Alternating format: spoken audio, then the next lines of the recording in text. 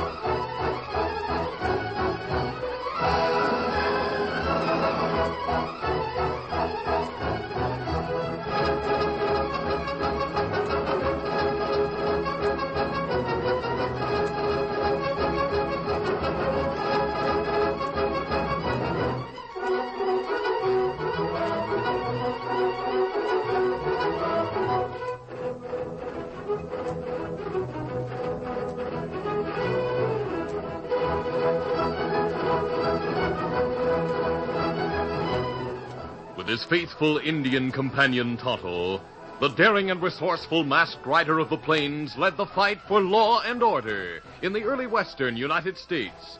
Nowhere in the pages of history can one find a greater champion of justice.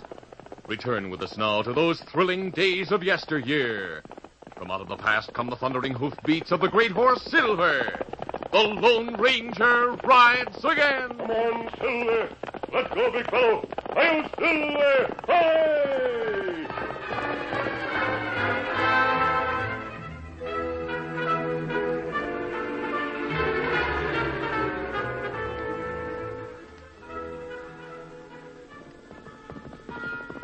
It was near twilight when the Lone Ranger and Tonto drew rein at the mission.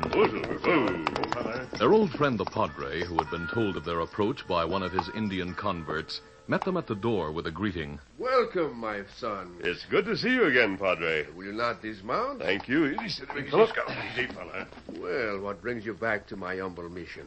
Not trouble, I hope. No, Padre. I'm in need of silver bullets and horseshoes. I expected Jim, the man who makes them for me, to send you a supply so I could pick it up without going out of my way. I received a letter from a man named Jim last week. He wrote that he would send a box of such supplies to the mission and asked me to hold it for you. The shipment would arrive on today's stagecoach. Look. Dust cloud on trail. The stage is coming. The driver isn't sparing his horses. Kimasabi. Me see feller lying on top. It must be the shotgun guard. Get up there. Something wrong. Is the coach going to stop? Yes, the driver's setting his brakes. Padre! Say, who is that masked man? Do not be alarmed. He and the Indian are friends of mine. What ails your guard? He's dead. Dead? What happened? 2 road agents plugged him. They held us up at the Tellicote Creek Bridge. Tonto, climb up and take a look at the guard. Let me do that, Tonto. Driver, where is the bridge? 5 miles west of here. The owl hoots headed south along the creek bank after the holdup. Can you describe them? All I'm sure about is that they had bandanas over their faces. Where are your passengers? I wasn't carrying any. No gold either. Just mail and express, and the road agents took all of that, including a heavy wooden box addressed to you, Padre. It must have been the box from Jim. In the hands of outlaws, its contents may prove dangerous, my son. Yes, you're right, Padre. Guard dead, Kimasabi. All right, then jump down. Let me come. Now into the saddle, steady, Silver, easy. He's got easy, fella. Where do you think outlaws go? It's probable that they're now riding downstream in the creek, trying to cover their trail. Why you say downstream? Because the creek flows rapidly down from the mountains. It's very hard to ride against a swift current, as all Westerners know. Isn't that right? Them fellers bound to be in hurry. The creek winds toward the mission. By taking a shortcut, we may be able to head them off. Driver, you better go on to San Marco and notify the sheriff. Right, I'll be in San Marco within an hour. Get on, get up there! Get on! Adios, Padre. Adios. God protect you, my son. Come on, Silver! Stop.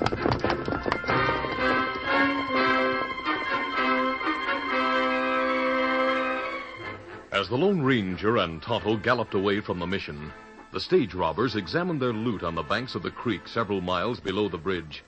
They were Rawhide Norton and Pony Joe Mills, both wandering outlaws who had no criminal records in that part of the West. Mills shook out the contents of a letter, while Norton attempted to open a wooden box. He was saying, Maybe there's some gold in this box. It weighs a plenty. Here, let me give you a hand. Never mind, I'm getting part of the top off. Here it comes. Well, skin me alive, just look inside. Nothing but cartridges and horseshoes. We don't need either. Yeah, that holdup was a bust, but it'll cost us our necks if we're caught. Let's get going before it's too dark to see. Hey, hold on. Heft this horseshoe. Take a closer squint at it. Huh? Thunderation, it's silver. So are the bullets in those cartridges. Where was that box being sent? Here, let's see. It was addressed to the padre of a mission down the valley. Why would a padre want silver bullets and horseshoes? Why would he want bullets of any kind? Whoever expressed the stuff must have figured on him holding it for somebody else. I reckon you're right. But that only makes it tougher for us. The somebody else you mentioned may come after us as well as a posse. Yeah. What'll we do, Joe? We're almost broke, and I don't know if another hold-up job in these parts would be able to pull. Yeah, the bullets and horseshoes should be worth something. Yeah, we can't sell the stuff while it's in that shape. It'd be a dead giveaway. Hey, we'll store it in our saddlebags. We'll melt the silver into a bar as soon as we find time. Right. Yeah, hold the bags open. I'll dump part of it in each one. Yeah. All right, go ahead. There go the shoes. Hey, Rawhide, where'd that box come from? The sender's name isn't on it. But it must have been expressed from Tonto. That's where the stage line starts. Between there and the bridge, the coaches only stop to change horses. Yeah, here go the bullets. You know, Rawhide, a fellow who can make bullets and horseshoes out of pure silver must have a scad of it around. He'd make rich picking. Right. But how are we going to find him? It may not be so hard. We're not known hereabouts, and the stage driver can't identify us. We'll go to Argentado and listen to what's being said about the holdup. Good idea, Joe. There'll be plenty of talk about who lost what. We'll soon find out about this box. We better get back into the saddle again. Right, easy, boy. We'll take to the water and ride downstream a few miles, then circle back to town. All right, come on. Come on. Get it. Get it.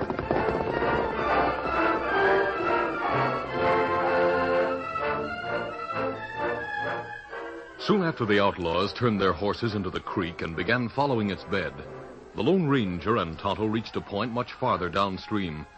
Their strategy had been well planned, but as darkness closed upon them, an overcast hid the moon. During the tar-black night, Rawhide and Pony Joe took to dry land again without being detected or learning that they had been headed off. With the return of daylight, the masked man and Indian who had been riding slowly against the current pulled up. Oh, Silver. What's count? Oh, boy. Fella. Oh. Outlaws not come this far, Kimasabi. Perhaps we missed them by reaching the creek too late. Well, then not pass here. Water clear, shallow. Me not see where hoofs turn stone or scratch it. And they must have left the creek somewhere ahead of us. The banks here plenty low. Make good place to turn out. Look at the upstream bank I'm pointing to, Tonto.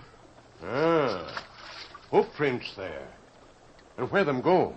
They lead out of the creek and into a ravine. Head your horse out of the water and we'll follow them. Come on, Silver. Get 'em up, Scout.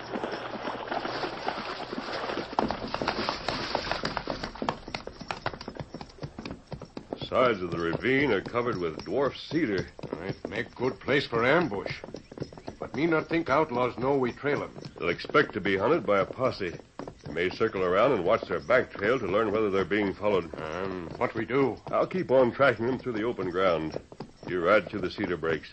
Stay well back and keep pace with me. Me savvy. Get 'em up, Scout. Come on.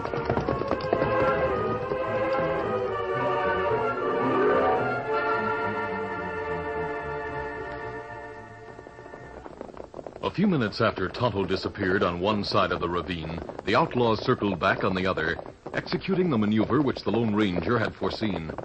Reaching the edge of the evergreen screen, they halted their horses. Oh, there. Hold on. You see anything, Rawhide? No. No, wait. Look, Somebody's coming. a masked man. Maybe he's an owl hoot like us. He acts like he's following the tracks of our horses. What'll we do, plug him? Nah. Let's take him alive and find out why he's trailing us. He's getting close. Come on, let's rush him. Come on. Get him! Get him! Pull up there, fella. You're covered. Get your hands up! The Lone Ranger, who had anticipated just such an attack, had been riding with his right hand on the butt of a loosened gun. As the stage robbers broke from cover, he drew and fired with a single swift motion. Rawhide's gun fell from his hand as he squawked. Oh, he shot me. You behind him. Drop your gun or you'll get the same. Don't shoot. I'm dropping it. Now dismount and get your hands up. Sure, anything you say. Easy. Oh, my wrist. Easy, steady, Silver. That's only a scratch. Leave it alone. It'll heal fast. Now, I want to know what... Hey, look, coming. 3 men. The sheriff's in the lead. There's a star on his vest. No, hold up. Drop that gun, you masked outlaw. Sheriff, you're making a mistake. I've caught a You couple... caught, you mean? Caught in the act. Now drop those guns or we'll riddle you. Very well. Let's get down, boys. Steady there. Hank, kick those 6-shooters out of the owl hoot's reach. All right. There they go. Sheriff, these 2 men are the stage robbers. Don't let him string you, Sheriff. My partner and I are just a couple of cowpokes heading south for the early roundouts. This hombre waylaid. Yeah, and he shot me. Look at my wrist. Sheriff, I'm not an outlaw. I'm on the side of the law. I suppose that's why you wear a mask. Well, I'm going to yank it off your face. One moment, Sheriff. Do the silver bullets in my gun belt mean anything to you? Silver or lead, they're all the same to me. I know they're made to shoot and kill. The padre at the mission can tell you about me. We've known each other for a long time. The padre doesn't know the world. You could have pulled the wool over his eyes. That's so, but he isn't fooling you, Sheriff. You're a good lawman. Sheriff, these 2 men took a shipment of silver bullets and horseshoes from the stage. I don't know what they did with it, but it was being sent to me through the padre. Where'd the stuff come from? I'm sorry, Sheriff, but that's a secret. That means you don't know. If I find out there was such a shipment on the stage, those silver bullets in your gun belt will hang you. You're talking, Sheriff. He just the same as admitted he's one of the stage robbers. Where's your partner, fella? Let me explain. I've heard enough from you. Grab him, Hank. I got him. Now, hold on to him. I'll help you, Deputy. I've still got one good arm. Let me pistol whip him. No, he can't get away now. Sheriff, you're making a serious mistake. I don't make mistakes.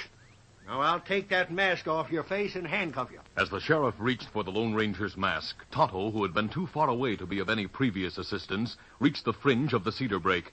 Seeing his friend's danger, he drew back into the evergreens and gave voice to a series of savage war whoops.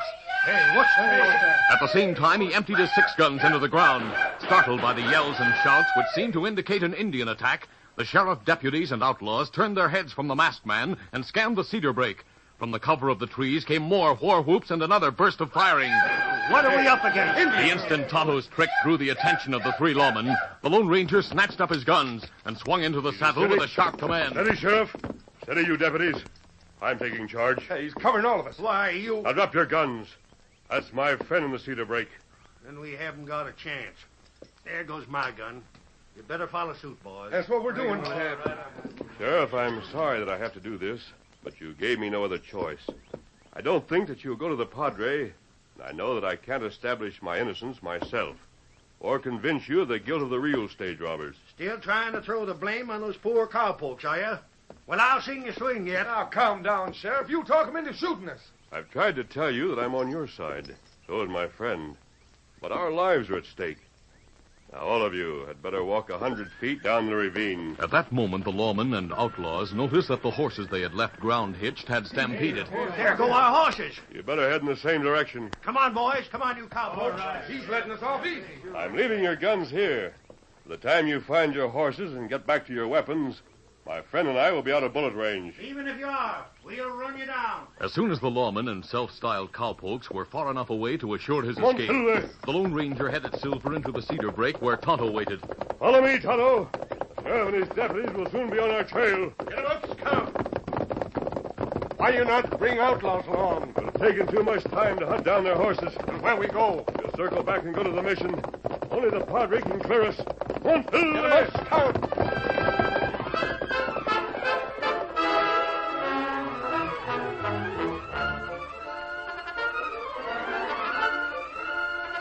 The curtain falls on the first act of our Lone Ranger adventure. Before the next exciting scenes, please permit us to pause for just a few moments.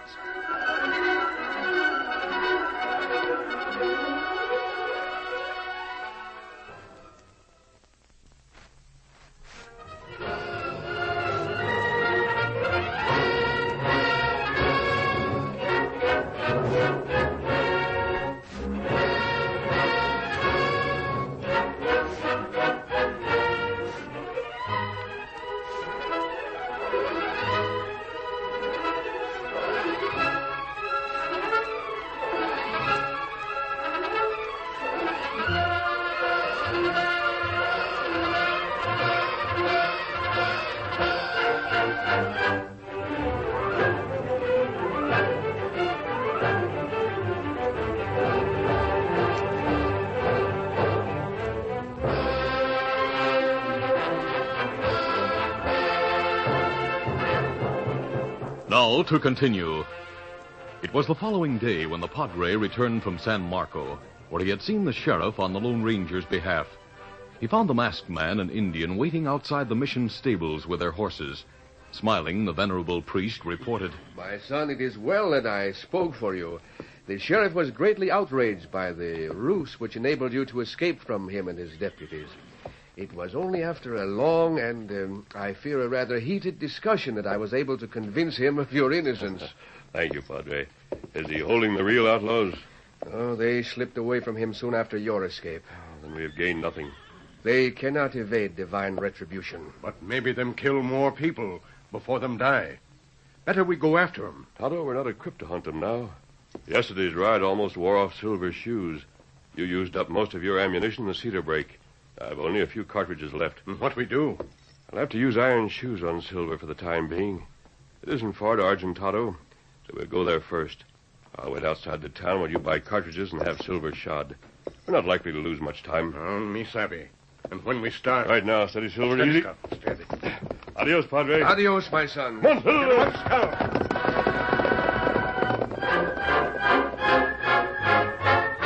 A few hours later, Tonto stood in the Tonto blacksmith shop, watching Bert Collins pull off Silver's worn shoes. The smithy was saying, This stallion sure needs a shoeing. Hey, got one off. Steady, Silver. Steady, fella. So that's the horse's name. Hey, Injun. His shoe was silver, too. Well, what difference that make? None to me. I shoe horses for all kinds of people. I know how to mind my own business. But I'm going to tell you something I heard from Windy Bill. Here, horse, give me that other hoof. What Bill feller say? He said two strangers were at the stage station yesterday when the manager got to talking about a hermit named Old Jim shipping out a heavy box which the hold-up men probably took. Oh, me savvy. Off comes another shoe. Well, one stranger wanted to know whether this Old Jim ever made any silver horseshoes. Steady, Silver, steady. What else Bill say? Nothing then. But later on, he came back and told me that the strangers had left town, heading for the hills where Old Jim is supposed to stay. That's the first time I ever heard of silver horseshoes. And this is the first time I ever saw any. Well, better you hurry job now.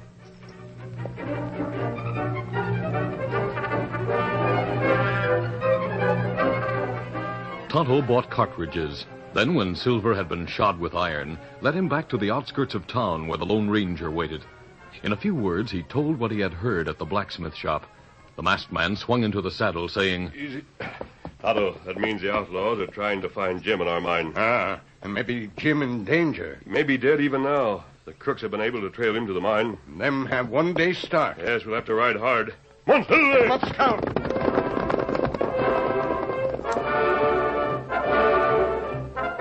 It was the following day when Jim's trail led Rawhide and Pony Joe into one of the most isolated parts of the West.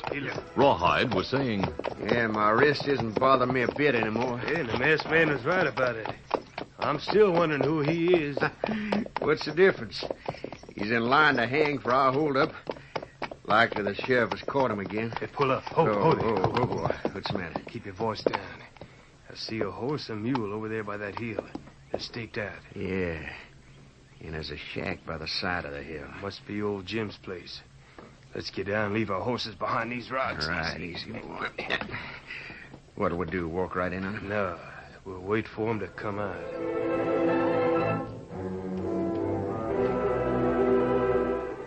Old Jim, who had known the Lone Ranger before he donned a mask, was busy in the hillside shack which served not only as his living quarters and workshop, but as an entrance to a rich silver mine which he owned jointly with a masked man. Along one side of the shack ran a workbench on which the elderly keeper of the mine had neatly arranged many silver bullets and horseshoes, cast from refined ore which he had mined. The bench also held a multitude of tools, including cartridge shapers, crimpers, and cappers. On the shelf above it were several blue corrugated canisters labeled powder. A small smelter in which a fire burned brightly occupied one corner of the shack. Its flames illuminated the place. As he worked at his bench, old Jim talked to himself, as is the habit of many men who live alone. He was saying, Well, I reckon it must be time for supper. First off, I'd better fetch me a pail of water from the spring. There's nothing like fresh water. Thunderation is dark already. Get your hands up, fella, pronto. What's this all about? You heard me up with your hands or I'll plug you. Here, I've got 'em up. Now, back up into your shack. We're coming after you. All right, that's far enough. Now stand against the wall and stand still. Take his gun, Rawhide. Yeah, I've got it. You keep him covered while I search the place. Hey, look at the silver stuff on the bench. Yeah, and I'll bet he's got more than that. All right, where is it, old man? You see all there is. I only mined and smelled all when I need it. I don't believe you. Hey, Joe, look at what he had stashed in one of these powder cans. Yeah, what is it? Silver dust, and it's plenty heavy. I never knew silver came in dust like gold. It doesn't. This must be what he ground off the horseshoes. Careful, fella. Don't drop that can. It's filled with fulminate of silver. What? Fulminate. It's a high explosive I use in the percussion caps I put in cartridges. You can't string us, old fella. And don't tell me that you're telling the truth either. Listen, who ever heard of silver blowing up? We'll melt it down right here in the smelter along with the bullets and horseshoes. And none of it can be identified. You fools, you'll kill all of us. I'm getting out of here. Hey, Rawhide. Hey, dodge me. He's getting away. I'll stop him. You got him. Fell outside by those rocks. Come on, let's take a look. Yeah. I didn't want to kill him so soon. When I find out whether he had any more silver around. Yeah, here he is. Yeah, only creased his skull. He's still alive. And let's keep him alive and make him talk later on, when he recovers consciousness. Right now, we better tie and gag him, then carry him back to the shack. What's the use of lugging him all the way back to the shack? He can't yell or get away. Yeah, that's so. All right, we'll just leave him here while we melt down the silver. Come on. Right. After re-entering the shack and closing the door, the crooks set to work at the smelter, first melting the bullets and horseshoes they had found on the bench and molding them into bars. As they sweated over the fire and molten silver, the Lone Ranger and Tonto neared the shack, riding fast. We're close to the mine now. Quarter moon coming up. Soon it make light. Better we leave horses here. Scout place and foot. Yes, that's what we'll do.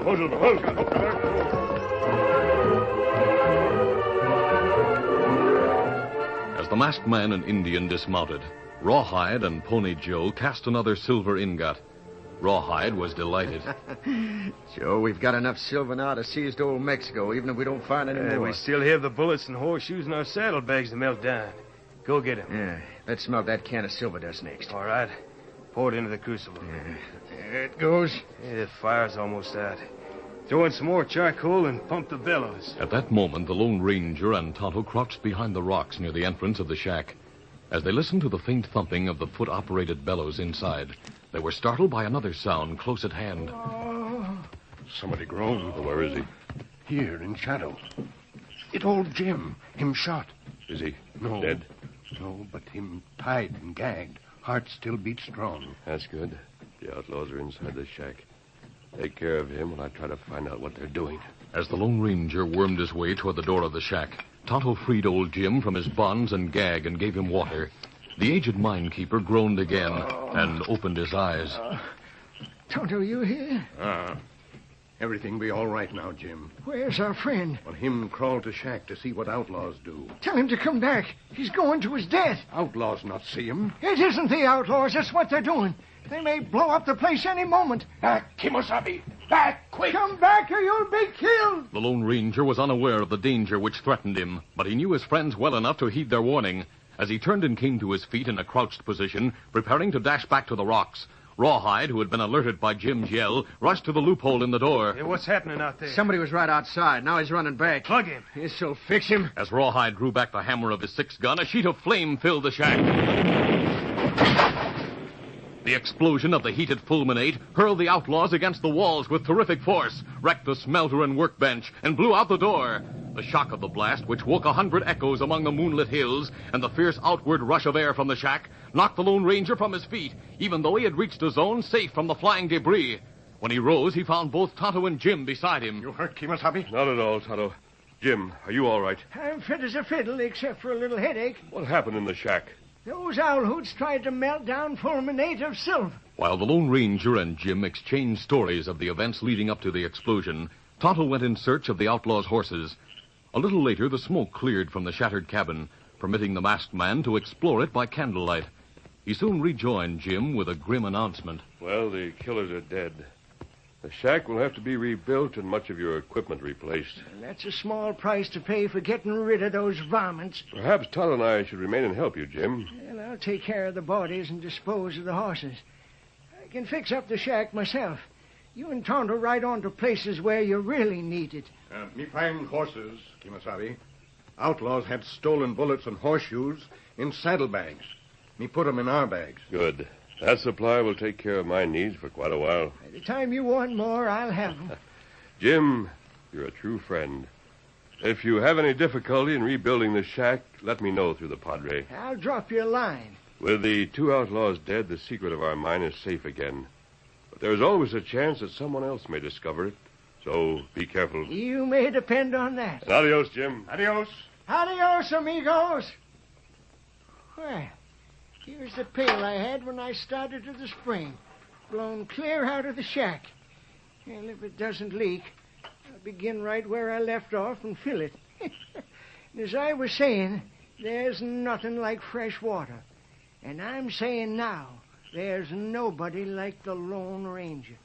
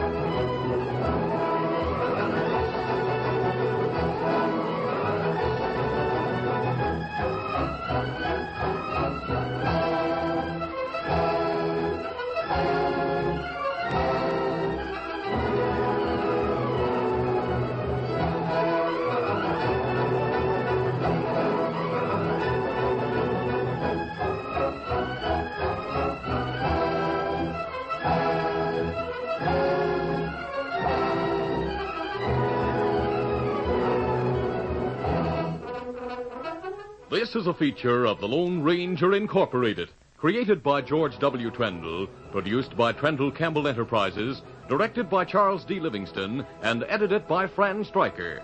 The part of the Lone Ranger is played by Brace Beemer.